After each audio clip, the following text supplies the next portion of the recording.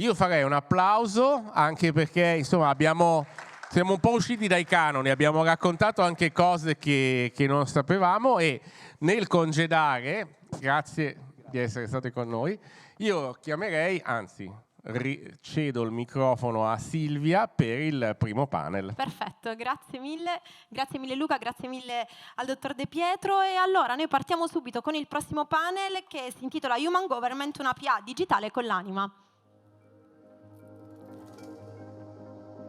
Invito qui con me Ilenia Zambonin, agenda digitale del Veneto, Francesco Di Costanzo, presidente di PA Social, Rossella Lauro, assessora alla comunicazione e promozione del Comune di Procida, e Cristian Tosolin, giornalista e social media manager del Comune di Trieste. Ben arrivati. No. Allora, noi appunto oggi parliamo di pubblica amministrazione con l'anima, questo è il titolo, diciamo, molto sfidante ma anche molto ingaggiante in realtà che ci hanno dato per questo panel. Prima di tutto però vi vorrei invitare a guardare un video.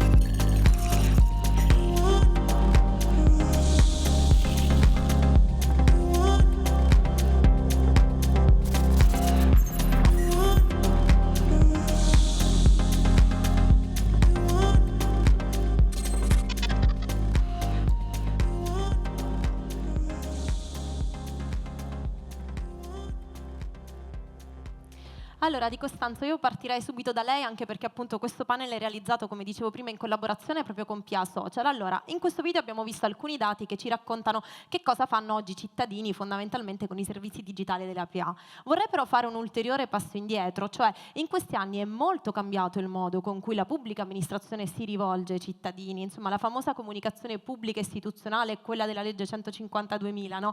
Oggi come la decliniamo? Vuole aiutarci a fare un po' diciamo un excursus, no? In questo senso. Sì, allora intanto grazie, buonasera a tutti, è un piacere collaborare con City Vision, quindi anche come associazione PA Social, ma anche come Fondazione Italia Digitale, che è una realtà più recente, insomma partecipiamo volentieri, insomma il team di City Vision sa che siamo tutti sulla stessa barca in questo senso, per una PA e non solo un paese sempre più digitale.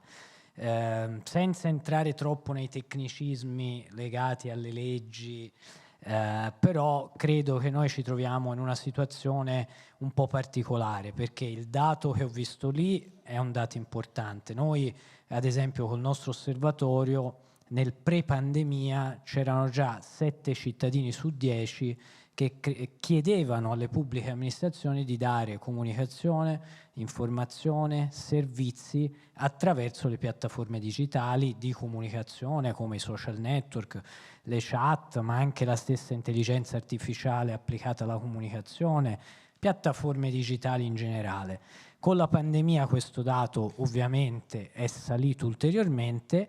Oggi, proprio durante il Festival del Digitale Popolare che abbiamo organizzato qualche settimana fa a Torino, siamo già a 9 cittadini su 10 che chiedono un grande piano di cultura digitale, quindi c'è una consapevolezza ormai direi non totale ma insomma, importante, acquisita nel voler avere servizi di qualità, dialogo, perché poi anche questo fanno i social e le chat, cioè aumentano la vicinanza del cittadino alla pubblica amministrazione. Prima sentivo appunto parlare della regione che fa un ottimo lavoro, penso ai comuni, poi qui abbiamo degli ottimi esempi, penso alle aziende sanitarie che sono cresciute tantissimo, alle aziende di servizio pubblico. Ecco, io da cittadino, se riesco a risolvere anche il mio piccolo problema quotidiano attraverso un messaggio su WhatsApp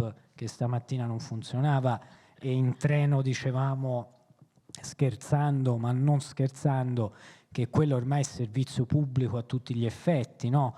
Quindi su WhatsApp, su Telegram, su qualunque piattaforma, se io riesco a rendere semplice e risolutivo il rapporto con la pubblica amministrazione attraverso questi strumenti, è ovvio che il cittadino, come dire, oltre a essere più contento, avrà una percezione della PA positiva, diversa, vicina, a portata di cittadino.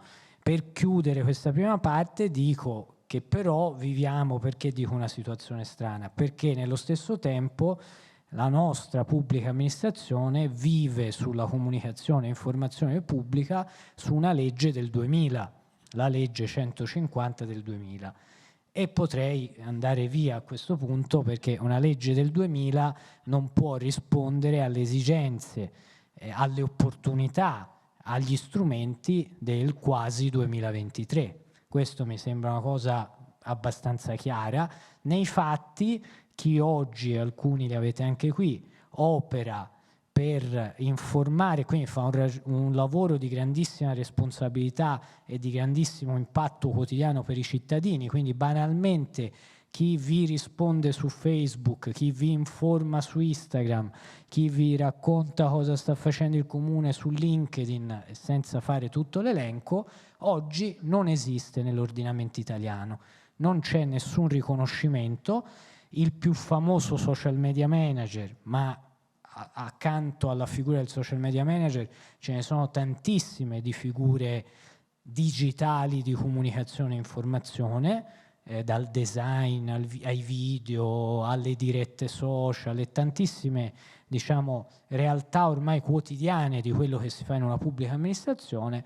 Se qualcuno di voi oggi mi chiede come dovrebbe fare una PA a prendere una figura di questo tipo, io vi posso raccontare un sacco di storie, un sacco di modalità, ma non ve ne potrò mai dare una chiara, precisa, con un percorso definito che inizia dall'università per arrivare poi al mondo del lavoro, in questo caso nella PA, e quindi questo capite che è un problema, perché questo, lo dicevo prima, è servizio pubblico a tutti gli effetti. E quindi chiudo, la famosa legge 151 che noi con PA Social promuoviamo dal 2017 e che spero magari ora col nuovo governo si riesca a portare in fondo, non è altro che una riforma di quella esistente che porti riconoscimento alle professionalità dedicate, una nuova organizzazione del lavoro e finalmente che, diciamo, concepisca il fatto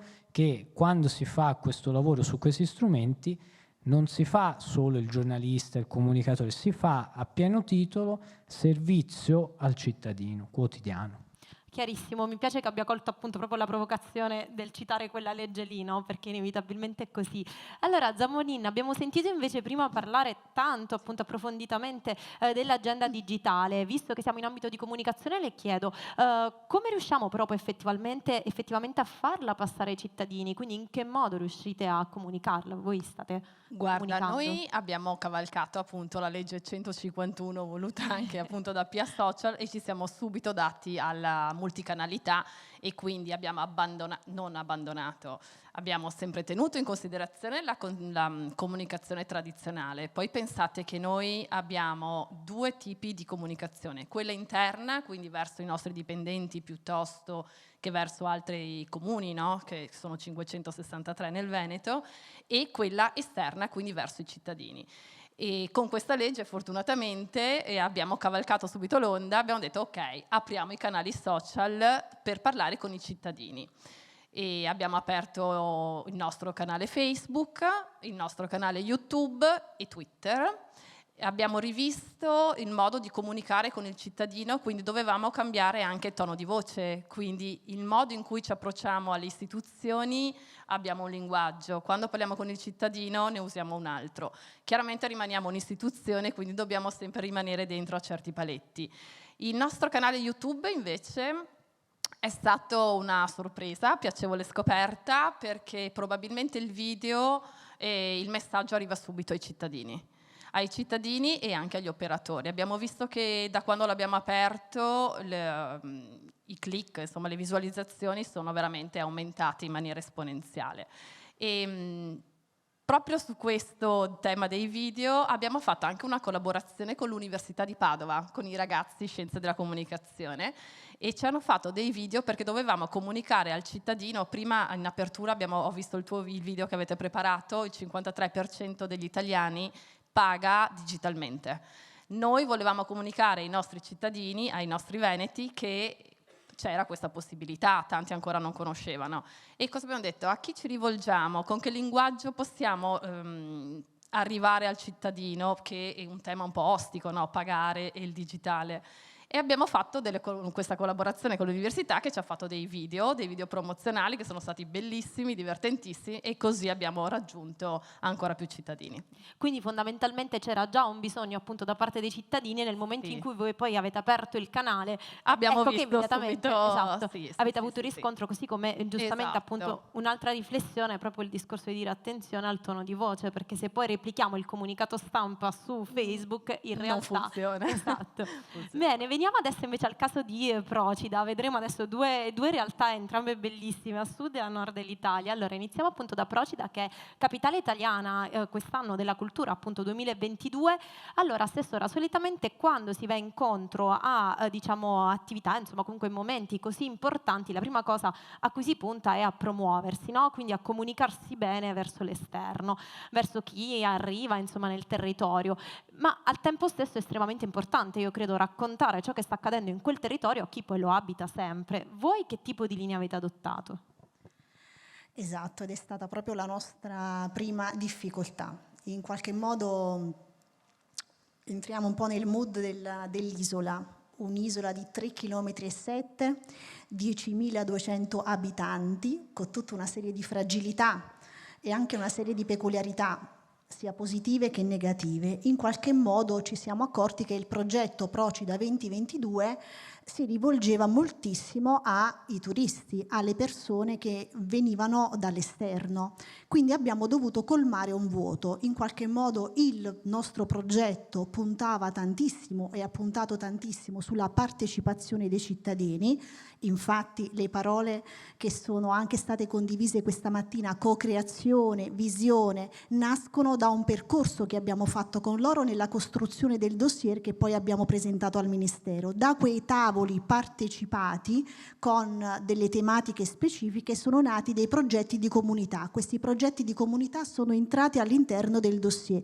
Nel momento in cui però abbiamo vinto il titolo, tutti aspettavano il calendario degli eventi e noi abbiamo detto no, questo non è un calendario di eventi. Il Comune di Procida si è candidato per creare partecipazione e far sì che i cittadini stessero al centro di questo processo e di questa manifestazione così importante che tanto li ha resi orgogliosi. Quindi abbiamo attivato parallelamente sui nostri canali social, attraverso le TV locali, dei percorsi affinché ogni cittadino potesse in qualche modo raccontare la propria esperienza. Ci siamo resi conto che se l'assessore, se il sindaco, se anche il dirigente scolastico raccontava quello che stava accadendo, in qualche modo i cittadini se lo aspettavano anche. Allora abbiamo sfruttato, essendo un piccolo centro, il passaparola, che è lo strumento che funziona di più, ma in modo virale. Quindi ogni settimana io organizzo delle interviste per anticipare e per invitare i cittadini agli eventi attraverso le persone che partecipano agli eventi. Quindi raccontando la propria esperienza invitano il vicino di casa, invitano gli amici, invitano a partecipare. Mentre con un'altra TV locale andiamo nelle iniziative e alla fine della manifestazione raccogliamo le testimonianze di chi ha partecipato e di quello che ha vissuto, che ha sperimentato, perché spesso molti progetti sono dei laboratori e quindi questo attiva tutta una serie di emozioni particolari e noi le cogliamo al volo. L'ultimo progetto con un'altra TV locale si chiama 22. Ogni 22 del mese alle ore 20 e 22 va in onda un piccolo documentario di pochi minuti, 3-4 minuti, per raccontare un progetto di comunità, cioè quei progetti che sono nati dai tavoli partecipativi e che poi nel frattempo si sono sviluppati, però attraverso la voce di chi ha vissuto dall'inizio alla fine il processo raccontiamo il progetto. Questo in qualche modo ha creato quel coinvolgimento che all'inizio un po' mancava e che attraverso i canali social ha amplificato in modo esponenziale queste emozioni. Bene, grazie mille per il progetto appunto che ha condiviso e soprattutto diciamo che c'è una parola chiave, no, che oggi sta tornando tantissimo, quindi co-creazione, condivisione e partecipazione. E diciamo che sul filone della partecipazione ovviamente si è mossa anche Trieste, no? Dicevo che avremmo parlato di posti bellissimi, arriviamo quindi a Trieste con appunto Cristian Tosolin, tu sei un giornalista appunto ma anche social media manager del comune di Trieste, in realtà i social lì sono di casa già da una decina d'anni. Sì, a gennaio facciamo 10 anni, quindi è un bel traguardo. Parto col dire che sono contento, sono felice proprio che in un evento dove si parla di Smart City ci sia un panel dedicato alla comunicazione pubblica, all'informazione pubblica, perché ritengo che una Smart City, cioè una città intelligente, sì, certamente debba avere un'infrastruttura tecnologica avanzata, però la città intelligente è quella che dialoga con i propri cittadini, che ascolta i feedback dei propri cittadini e da lì poi tende a migliorarsi. E quindi la scelta del Comune di Trieste è stata quella di utilizzare i social proprio per ascoltare il cittadino, quindi noi non facciamo solo informazioni, non diamo solo informazioni, ma prevalentemente ascoltiamo le informazioni, gli input, anche le critiche che ci arrivano da parte dei cittadini. Siamo partiti con Facebook e Twitter ancora ormai più di 9 anni fa, per poi aprirci su Instagram, LinkedIn, YouTube, fino ad arrivare a TikTok, con cui adesso abbiamo un progetto specifico per il coinvolgimento di alcuni ragazzi della scuola superiore.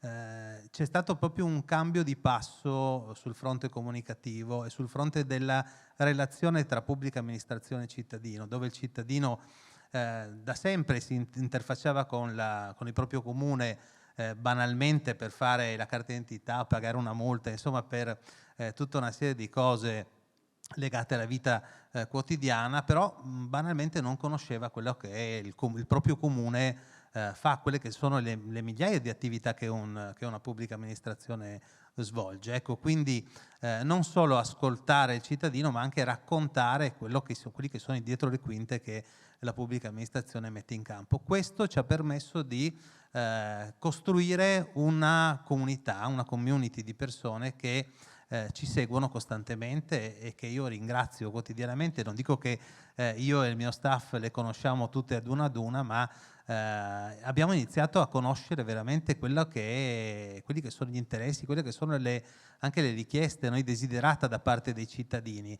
E i social sono diventati uno strumento per farsi da tramite, per esempio, tra l'amministrazione ma anche la parte politica e il cittadino, dove traghettiamo le informazioni che ci arrivano proprio per migliorare quelle che sono le attività quotidiane dell'ente. Ecco, peraltro vorrei sottolineare, e mi piacerebbe che lo raccontasse, non solo dietro le quinte, ma anche davanti alle quinte, perché in realtà siete stati un po' un caso, in quanto davvero avete un po' trasformato la comunicazione appunto istituzionale, anche raccontando concerti e quant'altro, no? Sì, lo dicevo un po' di anni fa a vari eventi in cui abbiamo partecipato sia io che Francesco. Io mi aspettavo ogni mattina la lettera di licenziamento perché certamente una pubblica amministrazione deve fare un racconto istituzionale, però abbiamo cercato di trasformare questa istituzionalità innanzitutto eliminando il burocratese che sui social non deve assolutamente passare, ma soprattutto cercando di trovare quella che era la chiave per invogliare i cittadini a seguire i canali dell'ente. Non è banale, non è che apro la pagina Facebook di un comune e i cittadini automaticamente iniziano a seguirmi, soprattutto poi quelli più giovani che sono profondamente lontani dal mondo pubblico, per capirci. E quindi abbiamo cercato di invogliarli attraverso cosa? Attraverso ad esempio, non so, il live tweeting, oppure adesso con Instagram facendo i reel dietro le quinte di concerti, eventi.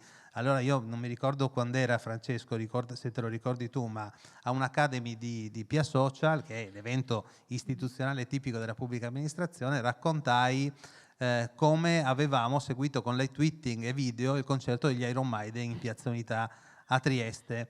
Al che mi ricordo le facce, gli occhi sgranati dei vari funzionari che erano presenti in sala, che in qualche modo vedevano me e il Comune di Trieste è un po' come un qualcosa di fuori dagli schemi, fuori dalle righe. Ecco, proprio quel fuori dagli schemi ci ha permesso invece di costruire questa community, perché raccontando un qualcosa, un evento che poi era un evento coorganizzato dal Comune, quindi non c'è scritto da nessuna parte che io in orario serale non possa raccontare un evento di questo tipo, siamo riusciti ad attrarre un pubblico che poi ha iniziato a seguirci e ha seguito poi quelle che erano informazioni più tradizionali, più istituzionali. Ecco, e vorrei dire che comunque quando parliamo di innovazione alla fine parliamo anche proprio di questo, no? In vari ambiti, però provare a sperimentare e appunto diciamo a buttare un po' il cuore oltre l'ostacolo da un certo punto di vista. Se stai sui social devi sperimentare. Necessariamente. Allora adesso in realtà prima di procedere con un secondo giro di riflessioni e di condivisione appunto con voi, vorrei invitare qui con noi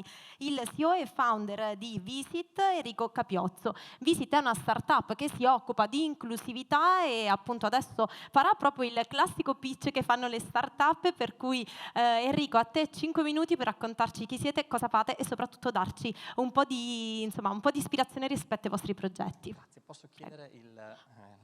Assolutamente. Grazie. Devi. Grazie mille, scusate le spalle. Sì, sono qui oggi sono felice di essere qui per portare, a mio avviso, un esempio di sinergia. Una bella sinergia tra pubblica amministrazione e azienda, il Comune di Padova e Visit, sinergia anche però tra tecnologia e capitale umano. Con Visit infatti realizziamo servizi di interpretariato professionale online da remoto. Insomma, mettiamo a disposizione traduttori professionisti a chiunque abbia necessità di abbattere barriere linguistiche durante un evento multilingua o durante un dialogo con un cittadino straniero. E se l'abbattimento di barriere linguistiche porta sempre con sé una chiara rilevanza sociale, forse una lingua ne ha più di altre. Mi riferisco alla lingua dei segni italiana, la lingua utilizzata dalle persone sorde. Migliaia di persone sorde che nella nostra regione ogni giorno hanno bisogno di dialogare con la pubblica amministrazione. Uffici comunali, ospedali, uffici di ogni tipo, decine di migliaia in tutta Italia. E pubbliche amministrazioni dall'altra parte che con difficoltà a volte nelle grandi città, ma mi riferisco principalmente ai piccoli comuni magari, che hanno difficoltà a trovare gli interpreti da mettere a disposizione di questi cittadini. Ecco, la tecnologia viene in nostro aiuto. Infatti è possibile avere interpreti professionisti sempre collegati da remoto, in qualunque momento, istantaneamente, su qualunque vostro computer, smartphone o tablet. Questo oggi è già realtà. Già oggi supportiamo più di 100 ospedali, comuni, municipi e aziende in tutta Italia e aiutiamo la pubblica amministrazione e i cittadini ad avere un dialogo completo con questa lingua, la lingua dei segni italiana. Per qualunque ufficio, per qualunque telefonata, per tutti quegli ambiti in cui l'abbattimento delle barriere delle comunicazioni passa necessariamente anche dall'aspetto umano, l'aspetto umano fornito da interpreti professionisti. Nel Comune di Padova, solamente nelle ultime settimane e negli ultimi mesi, sono stati realizzati infatti 52 servizi di interpretariato. Sono stati supportati circa 30 cittadini sordi che si sono affiancati, che hanno avuto necessità di dialogo con l'ufficio anagrafe, piuttosto che tutti gli altri uffici del Comune, uffici scolastici, ma sono stati aiutati anche 4 dipendenti. Questo servizio infatti viene utilizzato anche dalle aziende, dalle pubbliche amministrazioni, per aiutare i propri dipendenti a comunicare in maniera più facile con tutti quanti. Ecco, siamo felici di poter rendere possibile questa cosa, siamo felici che le pubbliche amministrazioni abbiano uno strumento in più, ma come vedete la cosa più bella è vedere i cittadini sordi che al fine di ogni colloquio rimangono un po' stupiti da questa novità e che ringraziano la pubblica amministrazione per avere certamente una competenza tecnologica, ma anche un'anima, che appunto è il focus di questo talk. Grazie. Bene, grazie mille a te. Grazie mille a te. Oggi non ci sarà una giuria come nelle più classiche startup competition, ma in realtà sono convinta che molti degli stimoli, molti degli spunti che ci hai dato potranno poi essere utili per un nuovo giro di riflessione. Allora, a partire di nuovo da lei, di Francesco, di Costanzo, abbiamo appunto proprio parlato di inclusività, no? Solitamente il digitale si associa sempre a questo discorso dell'inclusività, anche se però in realtà dobbiamo essere poi sicuri che non ci siano delle categorie che rimangano escluse. Di solito si pensa agli anziani, anche se magari non è necessariamente vera che ci sia appunto una componente anagrafica. Insomma, come riusciamo a rendere davvero il digitale inclusivo? Ma vabbè, allora, intanto io credo che il digitale in generale sia qualcosa di molto inclusivo, però ovviamente per farlo essere così c'è un tema infrastrutturale, ovviamente, perché ovviamente se non ti arriva l'utilizzo del digitale, la connessione giusta e via dicendo, tu non lo puoi usare appieno al massimo delle potenzialità. Quindi c'è un tema nazionale e locale, ovviamente infrastrutturale, sul quale secondo me comunque un bel lavoro è stato fatto e non bisogna fermarsi e andare avanti. Dopodiché c'è secondo me risolto, diciamo così, il tema infrastrutturale. C'è una questione, mi lego anche a quello che ho detto prima, del digitale popolare, cioè di conoscenza delle opportunità, di conoscenza anche delle storture che tutte le rivoluzioni portano con sé, quindi un digitale alla portata di tutti, conosciuto da tutti e quindi tutti questi strumenti di cui abbiamo sentito parlare, anche tutti loro che sono delle buone pratiche, devono essere conosciuti dal cittadino, dalla stessa pubblica amministrazione e dalle imprese, in modo che poi si possa avere un digitale semplice, concreto, sicuro, equo e alla portata di tutti, appunto. Quindi io credo che il digitale sia un grande strumento di inclusività e molti comuni, regioni e altre amministrazioni lo utilizzano proprio per fare arrivare i propri servizi e le proprie opportunità a tutti. Ovviamente quando parlavi di anziani, io non credo che poi siano così totalmente esclusi, perché poi quando parliamo di questi strumenti, ad esempio Facebook è uno strumento, così come WhatsApp, che non voglio dire che usiamo tutti, ma quasi, e comunque c'è sempre, come dire, un'integrazione tra gli strumenti digitali e gli strumenti tradizionali, anzi oggi gli strumenti digitali potenziano fortemente anche quelli che sono gli strumenti tradizionali e che restano. Quindi questo problema resta, ma è secondo me residuale, su cui bisogna sicuramente lavorare, ma pensare anche a una prospettiva dove il cittadino sarà sempre più digitale. Ecco, questo certo. Sicuramente. Ecco, e peraltro appunto lavorando anche molto da un punto di vista di competenze, no? Come giustamente aveva raccontato prima. E proprio sulle competenze vorrei chiedere anche a lei, appunto, Zambonini, un po' qual è la situazione internamente, quindi guardando la pubblica amministrazione dall'interno, dal suo punto di vista. Sì, all'interno noi ci siamo resi conto che mancavano ancora proprio delle competenze, no? Proprio per saper comunicare, scusate, meglio al cittadino. Quindi abbiamo questo progetto che si chiama Rete dei Comunicatori, nasce circa nel 2020, 2 anni fa. Pensate che in Veneto ci sono 563 comuni e hanno aderito già più di 400 persone. Organizziamo dei webinar tematici, tra cui Francesco è stato un relatore ultimamente, e sui canali social, piuttosto sul tono di voce, come si scrive un piano redazionale o un piano strategico, quindi per comunicare le notizie e per essere più vicini al cittadino. Sono dei webinar a cadenza mensile e solitamente abbiamo visto che abbiamo una grande partecipazione e quindi continueremo a farlo, e questo sul lato interno. Abbiamo anche, come citava prima il direttore De Pietro, degli Innovation Lab, che sono più per il cittadino e sono, secondo noi, le chiamiamo le palestre digitali. Sono circa una decina su tutto il territorio veneto, dove sono spazi aperti, il cittadino può confrontarsi direttamente con degli operatori e magari chiedere informazioni su come sviluppare o pagare anche un bollettino. Abbiamo organizzato delle serate che si chiamavano workout digitali e proprio insegnavamo ai cittadini come, simulavamo un pagamento, come poter pagare digitalmente.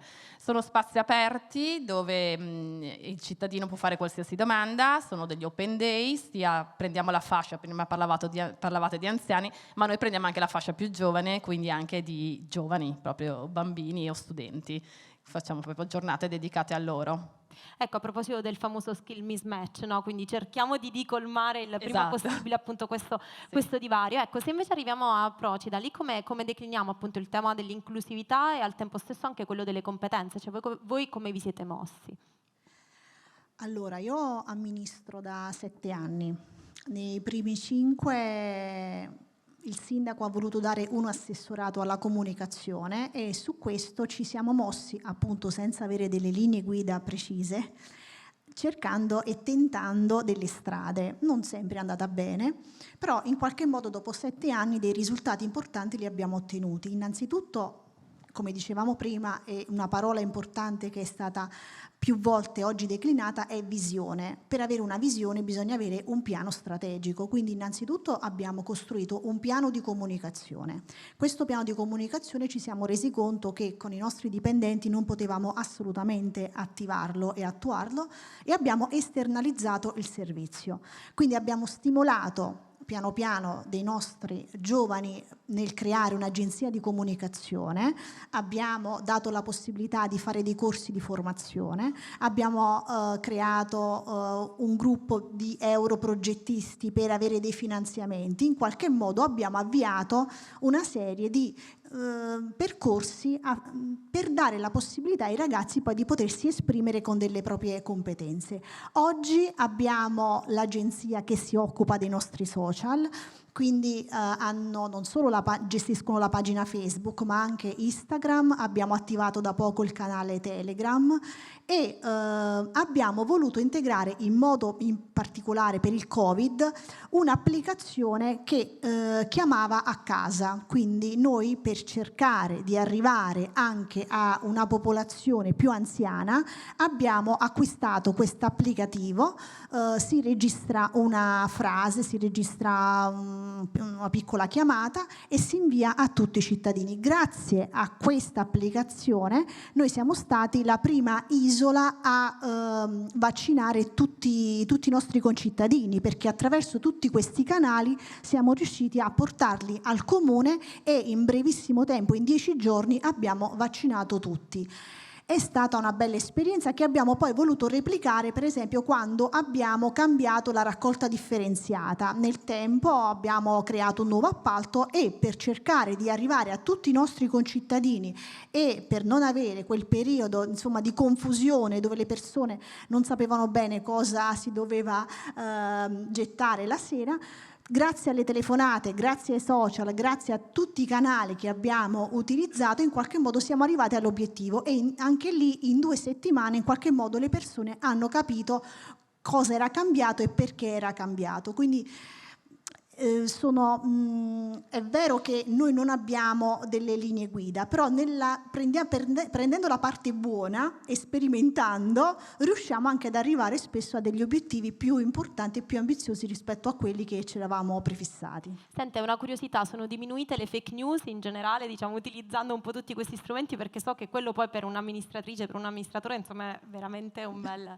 grattacapo, diciamo così. Le notizie passano attraverso i bar come in tutti i piccoli centri e grazie all'utilizzo dei social e quindi alla costruzione di una notizia dove veniva citata la fonte, in qualche modo noi proviamo a dare ai nostri cittadini delle informazioni che hanno delle verità, voglio dire, che possono in qualche modo verificare da soli attraverso l'alboperatorio, attraverso il sito.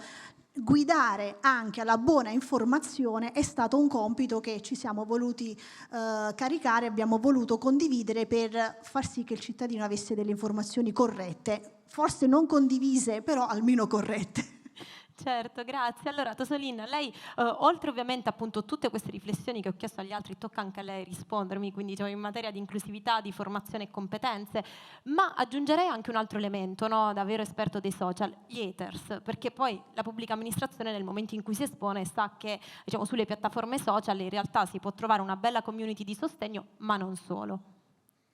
Allora, per quanto riguarda le competenze, sono convinto, ma penso che lo siamo tutti, che la comunicazione pubblica sia uno dei mezzi fondamentali per far sì che la transizione al digitale sia il più inclusiva possibile. E quindi chi fa la comunicazione di un ente pubblico deve avere delle competenze di base sul fronte digitale. Perché se andiamo a raccontare, se andiamo a promuovere servizi come lo SPID, come la CIE, come il SUAP o come tante altre attività digitali che una pubblica amministrazione mette in campo, dobbiamo anche conoscerle e affiancare il cittadino che non ne viene fuori. Ecco, quindi il lavoro del comunicatore non è solo quello di dare informazioni, di promuovere un servizio, ma farsi da tramite per in qualche modo aiutarlo a portare a termine questo percorso, questo servizio. E qui dobbiamo sfatare un po' il mito che le persone anziane sono quelle più in difficoltà, perché io vedo tantissimi ragazzi che non sanno usare lo SPID, si trovano veramente in difficoltà a usare un servizio della pubblica amministrazione o comunque un servizio pubblico in generale. Quindi il lavoro va fatto a 360 gradi. Per quanto riguarda gli haters, il mio consiglio, che è quello che abbiamo fatto noi, abbiamo avuto la fortuna di riuscire a costruire una comunità di persone che capisse qual era il valore e qual era la funzione e il funzionamento dei canali social del Comune di Trieste, e quindi riuscendo ad ottenere informazioni, riuscendo a ottenere anche delle risoluzioni di problemi anche banali, perché a noi ci scrivono centinaia di triestini in difficoltà e cerchiamo di dare risposte in tempo quasi reale a tutti quanti. Ecco, quelle persone che hanno ottenuto risposta e hanno capito quanto sia smart, visto che parliamo di smart city, quanto sia smart la comunicazione attraverso i canali social di un ente pubblico, sono diventati parte di questa comunità che poi ci aiuta a tenere lontani gli haters. E quindi quando un cittadino o qualcuno arriva a gamba tesa per andare contro all'amministrazione, nel 90% dei casi, ma anche di più, ti dico la verità, non dobbiamo intervenire noi come amministrazione, ma interviene direttamente un altro cittadino che riequilibra la conversazione. Quindi siamo fortunati, abbiamo una comunità di cittadini che, torno a dire, ha capito il valore della comunicazione pubblica, ha capito quanto possiamo essere d'aiuto e quanto sia servizio pubblico la comunicazione di un ente, e quindi ci vengono incontro quotidianamente, facendo proprio parte di questa community. Direi che è una community che si autodifende, è proprio il sogno di ogni social media manager. Attenzione, lo dico sempre, è un lavoro che non si costruisce in un giorno, in una settimana, in un mese, in un anno, è un lavoro di anni. All'inizio abbiamo avuto i nostri grattacapi, certo, come tutti, e ancora continuiamo ad averli. Ecco, il crisis management nella pubblica amministrazione è fondamentale, il monitoraggio dei canali è fondamentale, però diciamo che alimentando, ecco, questa filiera che va dai canali social per arrivare a risolvere i problemi del cittadino, ci ha permesso, ecco, di in qualche modo avere degli scudieri all'interno della città che si fanno carico anche di risolvere determinati problemi, o comunque di in qualche modo buttare acqua sul fuoco nel momento in cui scoppia un piccolo incendio. Se posso riassumere, diciamo, tutto ciò che ci avete raccontato in questo panel con una parola, utilizzerei fiducia, che probabilmente è quella che poi effettivamente costruisce, diciamo, anche appunto attraverso le comunicazioni digitali, diciamo, si riesce proprio a costruire questo elemento che poi è fondamentale nel rapporto tra cittadini e pubblica amministrazione.